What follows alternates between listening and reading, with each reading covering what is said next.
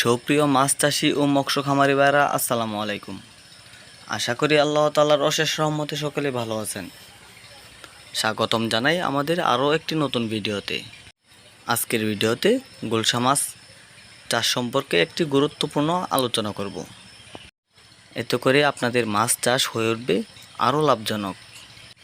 বাংলাদেশের ক্যাটফিশ জাতীয় মাছের মধ্যে গুলশা মাছ অন্যতম সুস্বাদু মাছ। ছোট প্রজাতির মাছ হলেও এটি খেতে অনেক সুস্বাদু, তাই এর বাজারে অনেক চাহিদা এবং অনেক মূল্য পাওয়া যায়।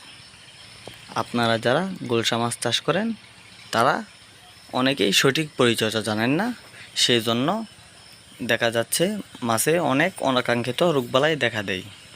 গুলশা মাছ চাষের সবচেয়ে গুরুত্বপূর্ণ বিষয় হচ্ছে গুলশা মাছ চাষের পরিচর্যা।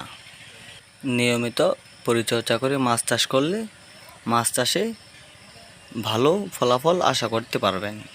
তাই রোগবালাইবিহীন মাছ চাষ করতে চাইলে 7 থেকে 10 দিন পর পর পুকুরের প্রাকৃতিক খাবার পরীক্ষা করতে হবে। প্রাকৃতিক খাবারের পরিমাণ কম থাকলে 10 থেকে 15 দিন পর পর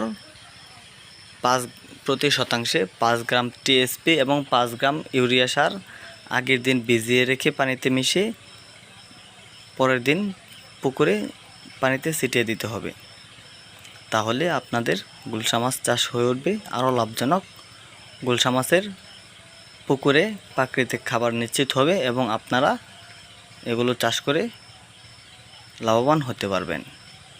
গুলশা মাছ চাষের ক্ষেত্রে ভালো এবং সুস্থ সবল গুলশা মাছের পোনার কোনো বিকল্প নেই। আপনারা আমাদের ভিডিওতে দেখছেন ভালো এবং সুস্থ সবল গুলশা মাছের পোনা। এগুলো নিতে চাইলে আমাদের ভিডিওর স্ক্রিনে দেখানো নম্বরে যোগাযোগ করুন।